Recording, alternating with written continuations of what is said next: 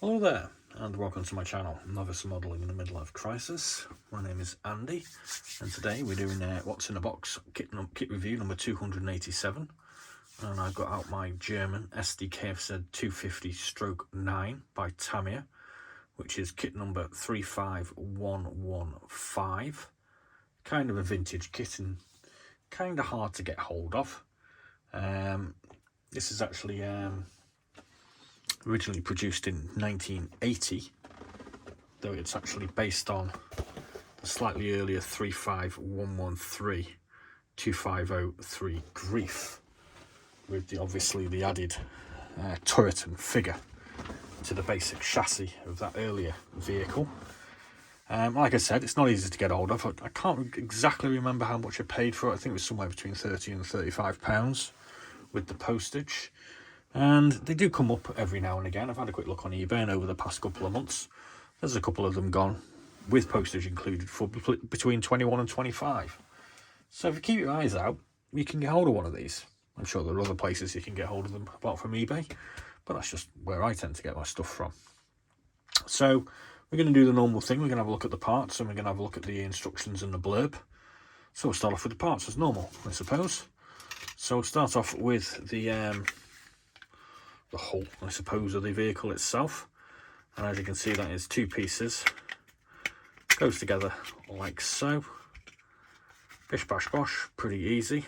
Seems to go together quite well, detail wise. We can see the pins for attaching our road wheels. We get a open or shut bonnet with the hinges on. There is actually an engine that goes in here. I'm not going to say it's the best detailed engine and mechanics you're ever going to get, but there is an engine in there, so I suppose you could have this open if you wanted to. We've got some sort of grill work going on here. We've got some rivets on these viewports. We have a optional open or close rear door. Nothing much going on the bottom, but yeah, that looks all right. So let's have a look at this one next. This is the main sprue for accessories for the vehicle. So let's have a quick scope through here. What have we got? We've got our standard issue cutters and hammer. So we've got a couple of gear sticks going on here. Oh no, they're going to be the side lights, aren't they? Those side lights there. Got a pickaxe. Some sort of hatch there. Not too sure what that's for. Some of these parts, I suppose, could be excess. I'm not sure whether they are. Some sort of storage compartment. It's like an ammo pouch of some sort. We've got an MP Smizer machine gun. We've got a couple of MP 34s.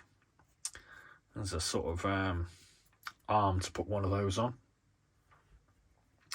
There's the floor of the driver's compartment. A couple of lights. A couple of... what the hell are they? Oh, that's the bonnet. That's the actual access hatching to the engine. Not too sure what they are. We've got our running boards for the side with some pre-attached stowage. Oh, kind of looks like a parasol or an umbrella or some sort. Obviously stopping for a beer somewhere. We've got a shovel, a couple of seat backs for the driver's position, another vented hatch, don't know, part of the floor maybe. That's the armour plate for the front. There's our 4 sections of engine and transmission, a couple of hooks, lever, steering wheel, bit loose. Axle, maybe. That looks like a radiator. That's the back door. What we got here? Not too sure what these are. They kind of look a bit like panels for the front windows. We've got some seat pads, radio set, instrument console, flare gun maybe, 3 rifles. That's about it. So there's quite a few bits on there. It's probably the same as what you get in 35113, I would have thought. This will be also the same as 35113. This is our running wheels and oh, tracks. No lovely Tamiya rubber tracks on this one. This was a must be one of the earlier versions where they tried to do their own tracks. So we've got lots of single tracks for either side. We've got our 2 front wheels. More tracks. They look quite complicated. Got our running wheels and sprockets. Fairly well detailed. What's this here? That's going to be the steering rack, I should think, for the front wheels. And we've got a load more tracks there. Yeah, they're not going to be clipped together, you're going to have to glue them. Great. Got a loose part, which looks like it's another part of the steering rack, I should think.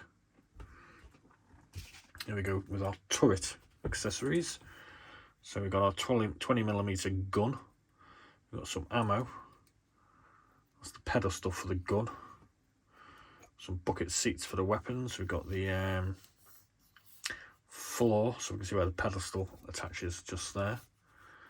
We've got the bottom ring for the turret. So a machine gun that goes in the turret. Not too sure what that is. A couple of wheels. And there's the turret itself. There's the frames that go over the top. Got a jerry can. Got a 1980s era Tamiya figure, so the detail would not be that great. A couple of hands. Seems to come with the option of a officer's peaked cap or a standard issue cap. Pistol, holster, some binoculars, nice little towing rope sort of thing.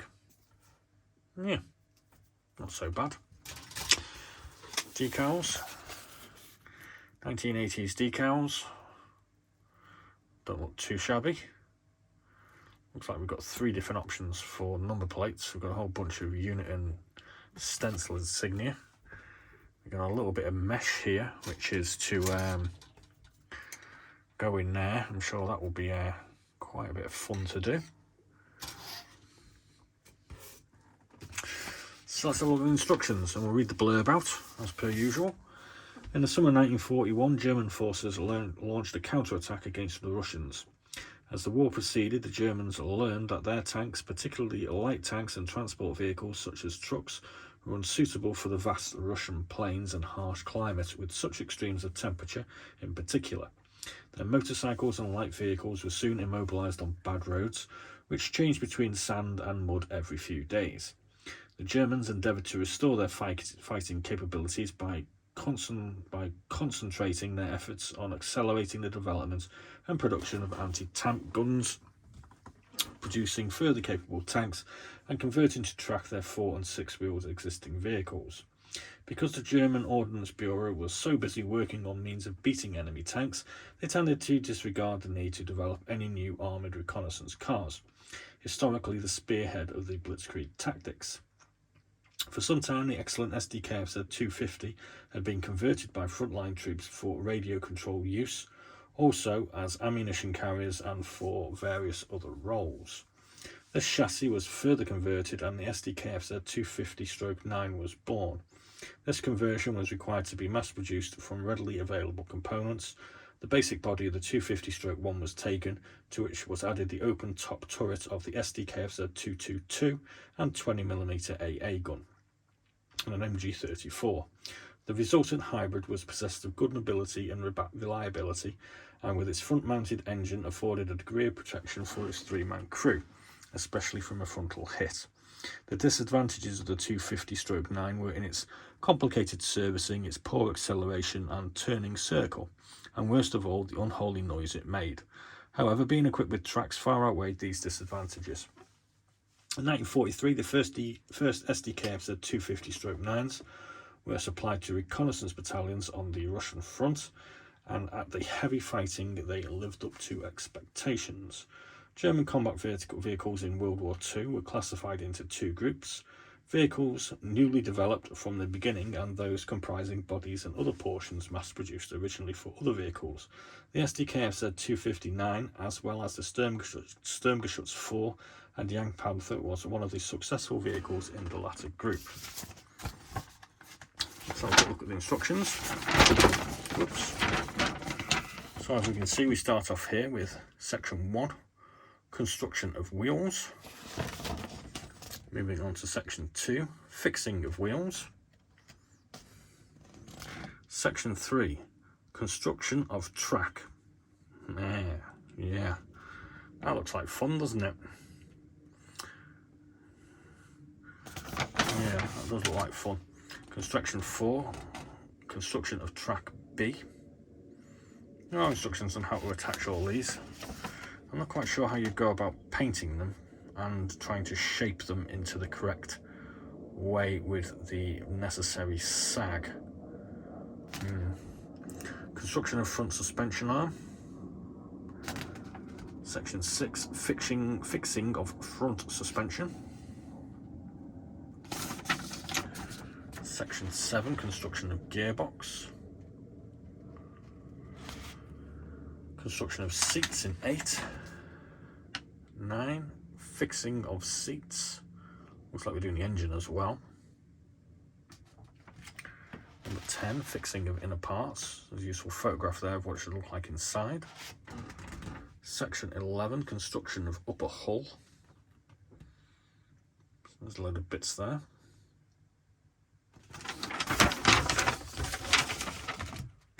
Section 12, fixing of upper body. Section 13 is construction of fenders. And 14, fixing of fenders. Moving on to 15,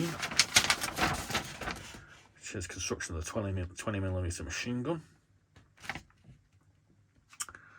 16, construction of turret, and that's where we put all our little bits of mesh in. That looks like a gluey mess waiting to happen to me. Fixing of the 20mm machine gun. Building our figure. And then completion. And montage. Painting wise, we get a couple of options here. We get the 116th Panzer Division with a basic colour of dark yellow with a dark green and red brown camo pattern. And then here we have the 23rd Panzer Division, which is just a flat dark yellow XF60. And then we get some details on where to put our decals. We'll get another one now as well, 24th Panzer Division, instead of 3 different options that we've got with our decals. And we get a useful diagram of all the sprues there as well. So there we go, hope you enjoyed that. Just a quick little look at the Sd.Kfz 2599. Will you decide to try and find one of these with its rather interesting track setup? Or would you look at this and say, oh, I wish it had the rubber tracks like the other kits? Never mind. You could always cut down the tracks from a Hanomag 251/1, I suppose. So thanks very much for watching. Please do remember to like and subscribe. And do check out some of the other What's in the Box kit reviews, of which there are now 287 of. Be seeing you.